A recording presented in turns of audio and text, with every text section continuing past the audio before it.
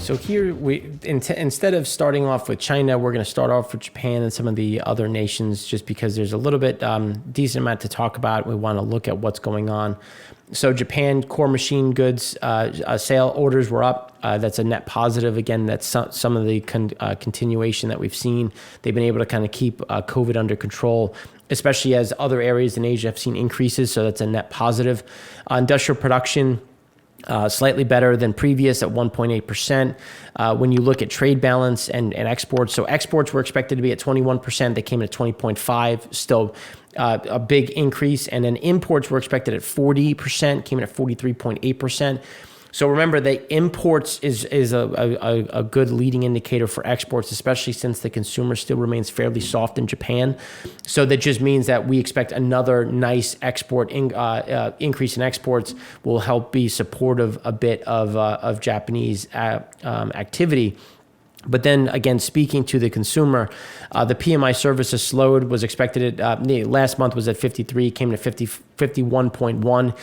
That's what we expect to continue, is again that the issues internally. While manufacturing last month was 54.5, came in at 54.2. We think that that's going to remain fairly strong, especially given where imports and exports currently sit, bringing the composite down to 51.8 from 53.3.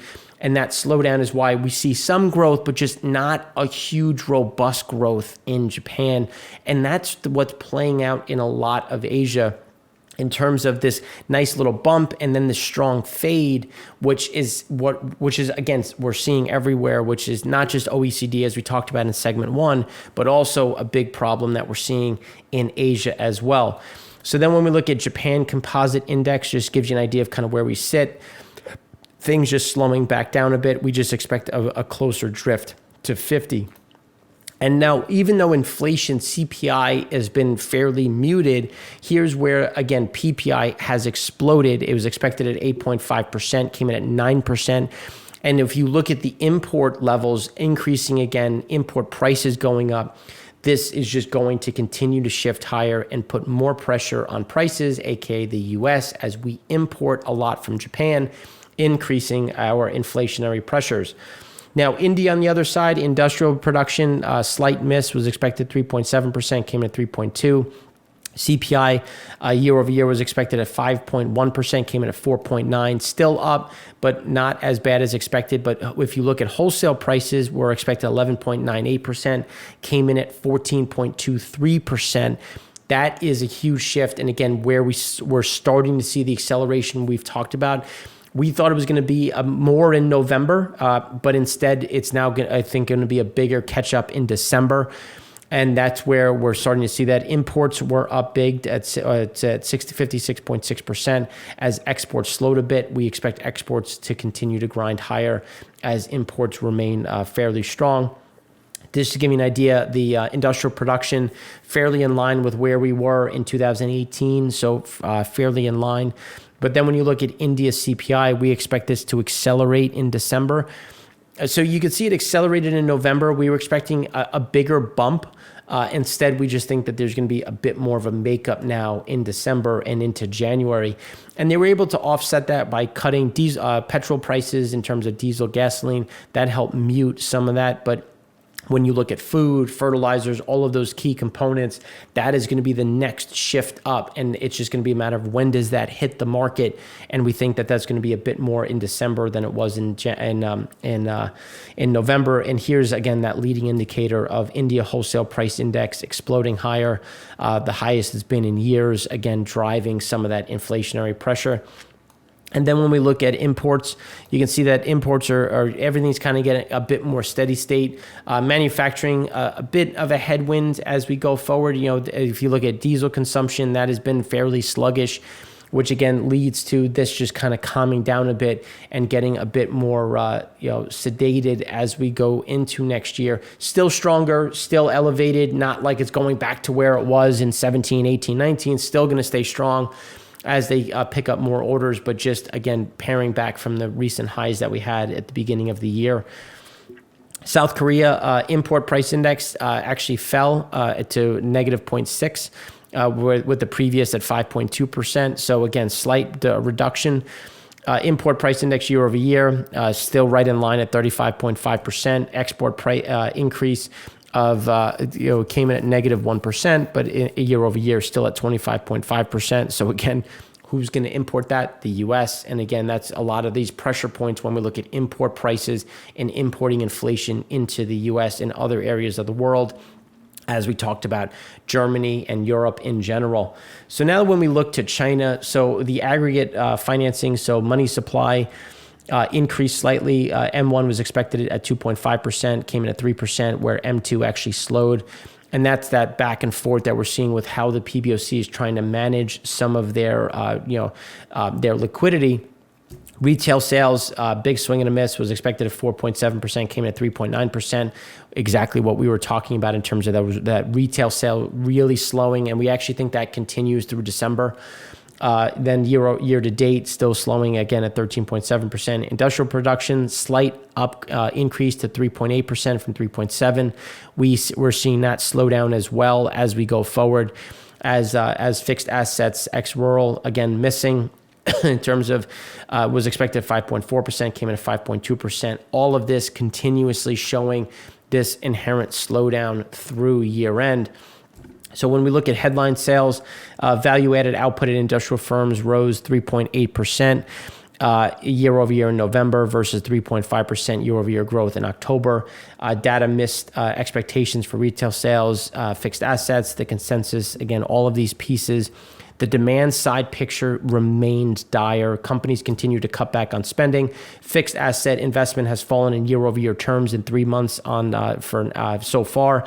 Outside of last year's lockdown, FAI has never recorded year-over-year falls before. So again, huge problem when you were thinking about how does this kind of look as we go through into next year, where we have the Olympics, where Xi is supposed to be named president for life. Again, all of these things become some conflicting of how do they try to step this back up. Catering sales fell 2.7% year over year last month, compared with 2% year over year growth in October. Again, a lot of this is reversing lower.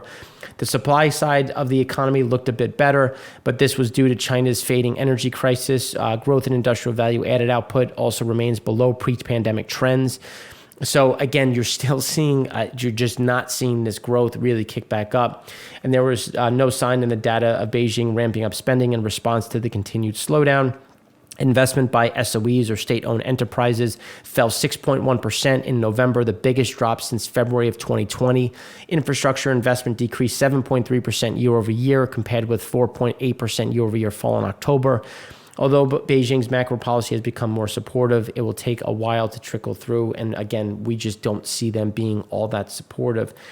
And here's part of the reason why. So CPI, again, it came in slightly below the survey, was expected 2.5%, came in at 2.3%. Core CPI, again, flatlining a bit. We just see a lot of this inherent pressure underneath on asset prices. And you're going to see some of this back and forth in terms of liquidity and trying to manage where the liquidity is injected and how much, because they want to, again, stem the tide, kind of flatline things, but I don't think you're going to get that big surge back up.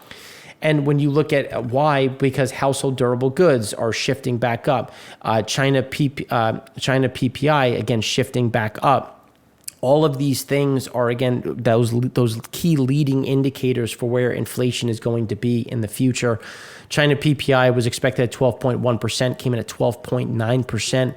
And then household durable goods, remember, they want consumption, and they're pushing towards 2% as companies have essentially given up. They have to push through pricing. They've waited as long as possible. And that is now starting to show up in the CPI calcs and is going to hit consumption and consumers even harder. And the PPI is, again, a leading indicator of that, which is a problem as retail sales value survey was at 4.7 at 3.9%. And look at the trend. The trend is negative from 2016. This has been a continuous problem. This isn't COVID. This isn't a COVID issue.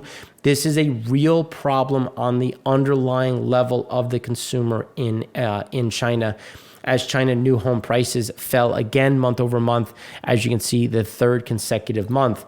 Now, when we look at the China credit cycle, here is what we've been talking about, where We think it has bottomed. We've been saying that for months now, but it's not a bottomed and then a surge higher. It's a bottom and then a bump along sideways as they try to manage this. It's going to move closer to zero, but it's still going to be an underlying pressure point, because even though they're cutting the reserve requirement, they're also letting other things expire, capping what that liquidity looks like. But they also have to inject capital because of the wealth management products. The cut was timed to deal with a sudden spike in banks' long-term funding needs brought on by looming deadlines to be fully compliant with wealth management regulations. That's not to say regulators aren't trying to find other ways to stimulate the economy, but it does suggest officials remain reticent to enact big economic stimulus, something that is crucially important for businesses and investors to understand. Indeed, a quick look at the interbank lending market reveals that banks are in dire needs to supplement funding. Banks' issuance of negotiable certificates of deposit, a niche product that banks turn to when they badly need funding, spiked after having been fairly stable since April. Again, they need cash. This isn't like, oh, we're going to stimulate and watch the market rally. Banks are struggling. So in October and November, the total volume of outstanding NCDs increased by renminbi 1.2 trillion, a 10% increase in 2 months. Crucially, more than half of all of the newly issued NCDs mature in a year, which means banks' funding needs are long-term, not short-term. So why do Chinese banks suddenly need an infusion of long-term funding? In our view, it's to help with them comply with new wealth management product regulations. Again, things that we've been talking about, and why there is this underlying issue, which is why when we look at key indicators show weak signs of revival in infrastructure spending, everyone's like, oh, infrastructure spending is going to explode. They don't have the capital for it. And governments, companies are struggling exponentially. And again, that's going to keep things fairly capped. With fixed asset investments, number of monthly new projects approved fell again. And we just, again, don't see this spiking anytime soon. And here's a reason why. Shimao's dollar, this company was considered to be the least levered. And here you can see now people are moving outside of the high yield distressed debt and into what was seen as quality. And the reason why is because they have 2.5 billion in domestic and offshore bonds maturing through 2022. And there is a concern that, again, this is going to become a prolonged issue, and hit all areas of private, the real estate market. And this is something we continue to think the market is underappreciating given where things sit as the distressed guys go belly up and can't pay and go into rolling default. This is obviously going to pull these back under pressure. And there's little, again, if any, move to increase. So FDI hits record high. So you are seeing some in the first 10 months of each year. You're starting to see some of this increase, but there's contracting manufacturing FDI in China, high-tech manufacturing in general. So you are seeing total growth flat, but it's a mixture of what is doing it. And I think this is that longer term issue as we see some of this pare back as we go into 2022 and beyond, which again is going to cap and really pull down where the where growth is going to be, not only as we close out 21, but also turn into 22. And now the view is, and I saved this for last, is because there's some views that local governments are ready to spend on infrastructure, and we vehemently disagree with this. We think that they've been indicated this is how much you can invest. And if you look at where they were in 2020, where they are in 2021, we think it's going to continue to be just below what was expected or what was hoped of for them, because there is a lot of pressure on the underlying economy and just cash flow. Governments, local governments especially, do not have cash flow. They've seen their revenues get cut. They've seen sales slow. And again, they're struggling to just keep payroll for their current employees, which again just means that they're not going to sit there and turn around and try to issue as much debt as possible and stimulate the economy without some significant support from the PBOC, which we still believe they are going to be unwilling to do, or at least try to do in a very measured way to keep their liquidity from running out of control. So that's all we have for you today. I know it's a little bit shorter. Hopefully I summarized it well instead of rambling on. So if you have any questions, again, you can find us in the comment section or on my Twitter. So thanks again for watching. I'm Mark Rossano, founder and CEO of C6 Capital Holdings, coming to you from Primary Vision Network.